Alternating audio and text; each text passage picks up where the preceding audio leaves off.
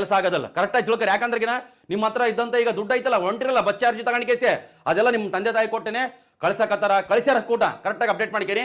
ಈಗ ನಾಳೆ ನಿಮ್ದು ಎಕ್ಸಾಮ್ ಐತಲ್ಲ, ನೀವು ಎಕ್ಸಾಮ್ ಏನಂತ ಕೊಟ್ರಗಿನ ಭಾಳ ಪೀಸ್ಫುಲ್ ಆಗಿ ಬರಿಬೇಕು. ನೋಡ್ರಿ ಇಲ್ಲಿ ನಮಗೆ ಇನ್ನೊಂದು ಏನಂತ ಕೊಟ್ರಗಿನ, ಈಗ ಅವಸರ ಬಸ್ನಾಗ ಹೆಂಗೆ ಬರ್ತಾವೆ ಕ್ವಶನ್, ಹೆಂಗಿಲ್ಲ, ಟಫ್ ಐತೆ, ಈಜಿ ಐತೆ, ಎಲ್ಲರ ತಲೆಗೂ ಹಂಗೆ ಇರ್ತದೆ. ಈಗ ಏನು ಎಕ್ಸಾಮ್ ಬರೆಯಕ್ಕೆ ಹೊಂಟಾರಲ್ಲ, ಯಾರು ಹೋಗ ಮಾಡ್ಯಪ್ಪ ಆಗಿದ್ದಲ್ಲ ಅಂತ ಅನ್ನಂಗಿಲ್ಲ, ಎಲ್ಲರೂ ಭಯದ ವಾತಾವರಣದಲ್ಲಿ ಇರ್ತಾರ. ಬಟ್ ನೀವು ಸ್ವಲ್ಪ ಏನಂದ್ರೆ ಪೀಸ್ಫುಲ್ ಮೈಂಡ್ ಸೆಟಪ್ ಮಾಡ್ಕೋಬೇಕು. ನೀವು ಕರೆಕ್ಟಾಗಿ ಹೆಂಗೆ ಹೋಗ್ಬೇಕಂದ್ರೆ ನೆಕ್ಸ್ಟ್ ಇನ್ನು 2-3 ಎಕ್ಸಾಮ್ ಇದಾವ. ಮತ್ತೆ ನಾಳೆ ಎಕ್ಸಾಮ್ ಬಂದಮೇಲೆ ಅದು ಇನ್ನು ಓದೋದಂತ ನಿಂದ್ರಿಸಂಗಿಲ್ಲ, ಹೌದಿಲ್ಲ? ಕರೆಕ್ಟಾಗಿ ಸ್ಟಡಿ ಮಾಡ್ಬೇಕಾಗ್ತದ. ಮತ್ತೆ ನೀವು ನಾಳೆ ಎಕ್ಸಾಮ್ ಅಲ್ಲೇ ಕುಂತಾಗ ಫಸ್ಟಿಗೆ ನೀವು ಅಪ್ಲಿಕೇಶನ್ ನಂಬರ್ ಆಗಲಿ ಇಲ್ಲ ರೂಲ್ ನಂಬರ್ ಆಗಲಿ ನೀಟಾಗಿ ಫಿಲಪ್ ಮಾಡಬೇಕು. ಅಲ್ಲಿ ಎಕ್ಸಾಮ್ ಅಲ್ಲ ಕುಂತಾಗ ಅಪ್ಲಿಕೇಶನ್ ನಂಬರ್ ಹಾಕಲಿ, ರೂಲ್ ನಂಬರ್ ಹಾಕಿರ್ತಾವ, ರೂಲ್ ನಂಬರ್ ಹಾಕಲಿ, ಅಪ್ಲಿಕೇಶನ್ ನಂಬರ್ ಹಾಕಿರ್ತಾವ. ಮತ್ತು ಇನ್ನೊಂದೇನಂದ್ರಿಗಿನ ಆ ಪ್ರಶ್ನೆ ಪತ್ರಿಕೆ ಸೀರೀಸ್ ಐತಲ್ಲ ಅದ್ರಿಗೂ ನಾವು ಫಿಲಪ್ ಮಾಡ್ಬೇಕು. ಒಬ್ಬೊಬ್ರು ಪ್ರಶ್ನೆ ಪತ್ರಿಕೆ ಸೀರೀಸೇ ಬಿಟ್ಟು ಬಂದಿರ್ತಾವೆ. ನನಗೆ ಹೇಳ್ತಾವ, ಸಾರ್ ಅದು ಎಲ್ಲ ಹಾಕಿನ ಸಾರ್ ಒಂದು 90 ಬೀಳ್ತಾವೇನೋ, ಬಟ್ ಪ್ರಶ್ನೆ ಪತ್ರಿಕೆ ಸೀರೀಸೇ ಅದು ಬಿಟ್ಟಿನಿ ಸಾರ್ ಅಂತಾರ. ಹಂಗೆ ಬಿಟ್ರಿಗಿನ ಅದು ಕಂಪ್ಯೂಟರ್ ಚೆಕ್ ಮಾಡೋದಲ್ಲ ಅದು. ಯಾಕಂದ್ರೆ ಯಾವುದಂತ ಚೆಕ್ ಮಾಡ್ತದೆ, ಹೌದಲ್ಲ? ಕರೆಕ್ಟಾಗಿ ನೀವು ಗಮನಿಸ್ರಿ. ನೀವು ಅಪ್ಲಿಕೇಶನ್ ನಂಬರು, ಆಮೇಲೆ ರೂಲ್ ನಂಬರು, ಆಮೇಲೆ ಪ್ರಶ್ನೆ ಪತ್ರಿಕೆ ಸೀರೀಸ್ ಆಗಲಿ, ನಿಮ್ಮ ಸೈನ್ ಆಗಲಿ, ಅಲ್ಲಿ ರೂಮ್ ಸೂಪರ್ವೈಸರ್ ಸೈನ್ ಆಗಲಿ, ನೀಟಾಗಿ ಎಲ್ಲ ಪೀಸ್ಫುಲ್ ಮೈಂಡ್ ಇರ್ಬೇಕು, ಭಾಳ ಸ್ಟ್ಯಾಂಡರ್ಡ್ ಇರ್ಬೇಕು. ನಮಗೆ ಹೆಂಗಿರ್ಬೇಕಂದ್ರೆಗಿನ ನೀವು ಪ್ರಶ್ನೆ ಪತ್ರಿಕೆಯನ್ನು ಗಮನಿಸೋ ಟೈಮಿಗೆ ನಿಮ್ಮ ತಂದೆ ತಾಯಿನ ನೆನೆಸ್ಕೋಬೇಕು ನೀವು. ಹಂಗಾದ್ರೆ ಉತ್ತರಗಳು ನೆನಪು ಬರ್ತಾವೆ. ಮತ್ತು ಇನ್ನೊಂದು ಏನಂತ ಕೊಟ್ಟು, ಪ್ರಶ್ನೆ ಓದಿದಾಗ, ಒಂದನೇ ಪ್ರಶ್ನೆ ಓದಿದಾಗ 4 ಆಪ್ಷನ್ಸ್ ಓದ್ಬೇಕು. ಪ್ರಶ್ನೆ ಪೂರ್ಣ ಓದ್ಬೇಕು. ಮೊದಲು ಪ್ರಶ್ನೆ ಪೂರ್ತಿ ಓದ್ಬೇಕು. ನೀವು ಅರ್ಧಂಬರ್ಧ ಪ್ರಶ್ನೆ ಓದಿಕೆ ಒಂದೇಟಿಗೆ ನೀವೇನ ಆಪ್ಷನ್ಸ್ ಬಂದ್ರಿಗಿನ ನಿಮ್ಗೆ ಉತ್ತರ ಗೊತ್ತಿದ್ದು ಒಂದನಾಗ್ಲಿ ಎರಡನಾಗ್ಲಿ ತಪ್ಪು ಮಾಡ್ತೀರಿ. ಬೇಕಾದ್ರೆ ನೀವು ನೋಡ್ಕೆ ನೀವು ಇಲ್ಲ ಗೊತ್ತಿತ್ತಪ್ಪ ಸಾರ್, ಗೊತ್ತಿತ್ತು ಸರ್, ಇದು ಬಿ ಹಾಕಕ್ಕೆ ಹೋದೆ ಸಿ ಆಗಿಬಿಡ್ತು ಅಂದ್ರಿಗಿನ ಅಲ್ಲಿ ಅವಸರ ಬೋಸಿರ್ತದ. ಯಾಕಂದ್ರೆ ಈಗ ನಾವು ಪೆನ್ ಹಿಡ್ಕೊಂಡಿರ್ತೀವಲ್ಲ, ಅಲ್ಲಿ ಎಕ್ಸಾಮ್ ಹಾಲ್ನಾಗ ಕುಂತಾಗ ಕೈ ಎಲ್ಲ ತಣ್ಣಗತ್ತಿರ್ತಾವೆ, ಕೈ ಒಂಥರ ನಡುತ್ತಿರ್ತಾವೆ. ಆಲ್ಮೋಸ್ಟ್ 90% ಎಲ್ಲರಿಗೆ ಆತಿರ್ತಾವೆ. ಅದು ನಿಮ್ಗೆ ಗೊತ್ತಿರಬೇಕು. ಆದ್ರೂ ಒಂಥರ ದೇವ್ರ ನೆನೆಸಿಕೆ ಅಂತ ಕುಂತಿರ್ಬೇಕು, ನಿಮ್ಮ ತಂದೆ ತಾಯಿ ನೆನೆಸಿಕೆ ಅಂತ ನೀಟಾಗಿ ಟಿಕ್ ಹಾಕ್ರಿ. ಮತ್ತು ಇನ್ನೊಂದೇನಂದ್ರೆ ಕ್ವಶನ್ನ ಪೂರ್ತಿಯಾಗಿ ಓದ್ಬೇಕ. ಕ್ವಶನ್ ಅಂದ್ರೆಗಿನ ಈಗ ಫಸ್ಟ್ಲಿಂದ ಹಿಡಿದು ಲಾಸ್ಟ್ ತನಕ ಓದಿ 4 ಆಪ್ಷನ್ಸ್ ಓದಿನೇ ನೀವು ಟಿಕ್ ಮಾಡ್ಬೇಕು. ಅದು ಬುದ್ಧಿವಂತರ ಲಕ್ಷಣ. ಅದು ಗಮನಿಸ್ರಿ. ನೋಡ್ರಿ ಎಕ್ಸಾಂಪಲ್ ಹೇಳ್ತೀನಿ. ಇಲ್ಲ ಸರ್, ನಾ ಕ್ವಶನ್ ಓದಾರ್ದಂಗೆ ಟಕ್ಕಂತ ಉತ್ತರ ಹಾಕ್ಬಿಡ್ತೀನಿ ಸರ್. ಈಗ ನೋಡಿ ಪ್ರಶ್ನೆ ಇರ್ತದಪ್ಪ ಎಕ್ಸಾಂಪಲ್. ಈಗ ಯಾವ್ದಂದ್ರಗಿನ ಈ ಕೆಳಕಂಡ ಯಾವ ರಾಜ್ಯದಲ್ಲಿ ವಿಧಾನ ಪರಿಷತ್ ಇದೆ ಅಂತ ನಾನು ನಿಮ್ಗೆ ಆಲ್ರೆಡಿ ಹೇಳಿನಿ. ನಮಗೆ ಈ ಕೆಳಕಂಡ ಯಾವ ರಾಜ್ಯದಲ್ಲಿ ವಿಧಾನ ಪರಿಷತ್ ಇದೆ, ಅಡ್ವಾನ್ಸ್ನಾಗ ಕರ್ನಾಟಕ ಅಂತ ಪ್ರಶ್ನೆ ಕೊಟ್ಟಿರ್ತಾನ. ಕರ್ನಾಟಕ ಓಎಂಆರ್ ಸೀಟ್ ಎ ಅಂತ ತುಂಬಿಡ್ತೀವಿ ನಾವು. ಅಲ್ಲಿ 2ನೇ ಆಪ್ಷನ್ಸಾಗ ಮಹಾರಾಷ್ಟ್ರ ಐತೆ, 3ನೇ ಆಪ್ಷನ್ಸಾಗ ಉತ್ತರ ಪ್ರದೇಶ ಐತೆ, 4ನೇ ಆಪ್ಷನ್ಸಾಗ ಮೇಲಿನ ಎಲ್ಲವೂ ಐತಿ. ನಾವು ಏನು ಹಾಕ್ಬೇಕು ಅವಾಗ? ಮೇಲಿನ ಎಲ್ಲವೂ ಅಂತ ಟಿಕ್ ಮಾಡ್ಬೇಕಾಗ್ತದ. ಆ ಪ್ರಶ್ನೆ ಇಲ್ಲಿ ಹಾಕಿದ್ದೀನಿ, ಒಂದ್ಸಲ ಚೆಕ್ ಮಾಡ್ಕೇರಿ, ಭಾಳ ಇಂಪಾರ್ಟೆಂಟ್. ನೋಡ್ರಿ ಈ ಪ್ರಶ್ನೆ ಸಾಮಾನ್ಯ ಸುಮ್ಮನೆ ಎಲ್ಲರಿಗೂ ಗೊತ್ತಾಯ್ತಿದ, ಇದ್ರಲ್ಲಿ ಭಾಳ ಸಲ ಹೇಳಿನಿ. ನೋಡ್ರಿ ಈಗ ನಾವು ಪ್ರಶ್ನೆ ಪತ್ರಿಕೆ ನಮಗೆ ಕೊಡ್ತಾರ, ಪ್ರಶ್ನೆ ಪತ್ರಿಕೆ ಕೊಡ್ತಾರ, ತೆಗಿಬಾರ್ದು ಅಂತಿರ್ತಾರೆ, ಆದ್ರೆ ಹಿಂಗೆ ತೆಗೆದು ನೋಡ್ತಿರ್ತಾರೆ. ಅದು ನೋಡಿ ಹೆಂಗೈತೆ, ಹೌದಲ್ಲ?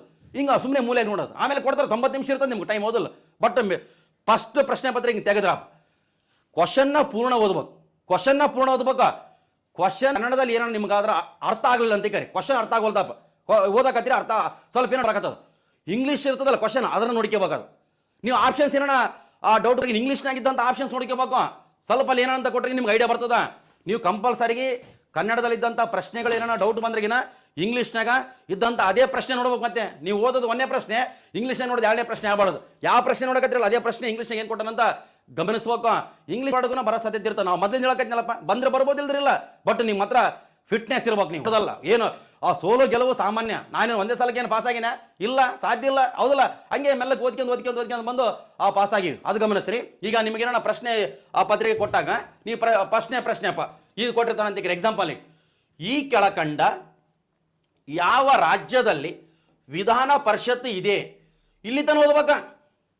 ಇಲ್ಲಿ ತನ ಓದೋ ಪ್ರಶ್ನೆ ಇಲ್ಲಿಂದ ಚಾಲು ಮಾಡಿ ಇಲ್ಲಿಗೆ ಓದ್ಬೇಕ. ಈ ಕೆಳಕಂಡ ಯಾವ ರಾಜ್ಯದಲ್ಲಿ ವಿಧಾನ ಕರ್ನಾಟಕ. ಹಿಂಗೆ ಮಾಡೋದಲ್ಲ.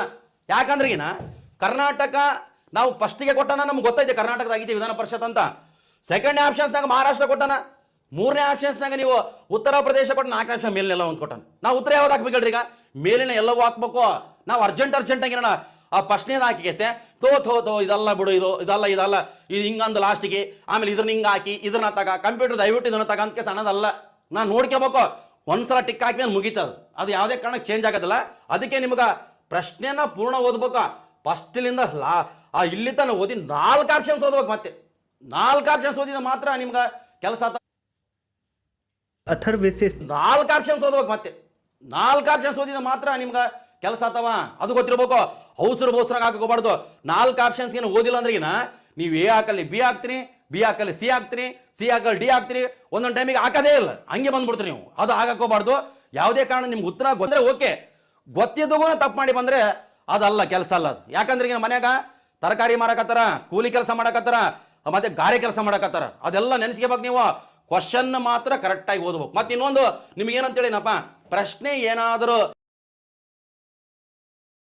ನಾಳೆ ನಿಮ್ಮ ಕಾಲ ಬಂದೇ ಬರ್ತದ, ನೀಸಿಯಾಗಿ ಹೋದ್ರಿ ಭಾಳ ಖುಷಿಯಾಗಿ ಹೋಗ್ಬೇಕು. ನಾಳೆ ಬೆಳಗ್ಗೆ ಟಿಫಿನ್ ಗಿಫಿನ್ ಮಾಡಿ ಎಲ್ಲನ ಬಸ್ ಸ್ಟ್ಯಾಂಡಿಗೆ ಮುಖ ಪಕ್ಕ ತಗೊಂಡು ಫ್ರೆಶ್ ಅಪ್ ಹಾಕೇಸೆ ಟಿಫಿನ್ ಗಿಫಿನ್ ಮಾಡಿ ಕೇಸೆ ನೀಟಾಗಿ ಹೋಗಿ ಆ ದೇವರ ಹೆಸರ ಮೇಲೆ ಎಕ್ಸಾಮ್ ಎಲ್ಲ ನೀಟಾಗಿ ಬರೀರಿ. ನಿಮ್ಮ ತಂದೆ ತಾಯಿಯವ್ರ ಥರ ಯಾವ್ದು ದುಡ್ಡು ವೇಸ್ಟ್ ಮಾಡ್ಕೋಬೇಡ್ರಿ, ನೀಟಾಗಿ ಎಕ್ಸಾಮ್ ಬರೋದು ಕೇಸೆ ಬರ್ರಿ. ಅರ್ಥ ಆಯ್ತಿಲ್ಲ, ಏನು ಡೌಟ್ ಇಲ್ಲ ಅಂತ ಅನ್ಕೊಂಡು. ಯಾಕಂದ್ರೆ 50ಕ್ಕೂ ಅಧಿಕ ಪ್ರಶ್ನೆ ಪತ್ರಿಕೆ ತೆಗೆದಂಥ ಕ್ಲಾಸಸ್ಗಳಾಗಿ 2 ತಾಸಿನು. ಮತ್ತೆ ಇಲ್ಲೆಲ್ಲ ಬಗ್ಗೆ ಆಲೋಚನೆ ಮಾಡ್ರಿ. ಯಾಕಂದ್ರೆ ಮಕ್ಕಳು ಸಣ್ಣರ ಇದ್ದಾರೆ, ನಿಮ್ಗೆ ಕಷ್ಟಪಟ್ಟು ದುಡ್ಡು ಕೊಟ್ಟು ಕಳ್ಸಕತ್ತಾರ ನಿಮ್ಮ ತಂದೆ ತಾಯಿ. ಯಾವುದೇ ಕಾರಣಕ್ಕೆ ನೆಗ್ಲಿಜೆನ್ಸಿ ಮಾಡಬೇಡ್ರಿ.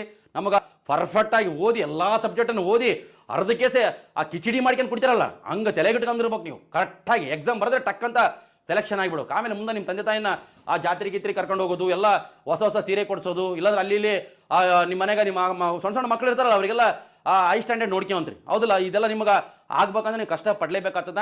ಇಷ್ಟು ಹೇಳ್ತೀವಿ. ಇವತ್ತಿನ ತರಗತಿ ಮುಗಿಸ್ತೀನಿ. ನೆಕ್ಸ್ಟ್ ನಿಮ್ಮ ಭೇಟಿ ನೆಕ್ಸ್ಟ್ ಮುಂದಿನ ತರಗತಿಯಲ್ಲಿ ನೋಡೋಣ ಅಂತ. ತುಂಬ ಧನ್ಯವಾದ. ಕೆಟ್ಟ ನೆನಪುಗಳನ್ನು ಡಿಲೀಟ್ ಮಗ, ಬರೀ ಗುಡ್ ವೈಬ್ಸ್ ಓನ್ಲಿ ರಿಪೀಟ್ ಮಗ.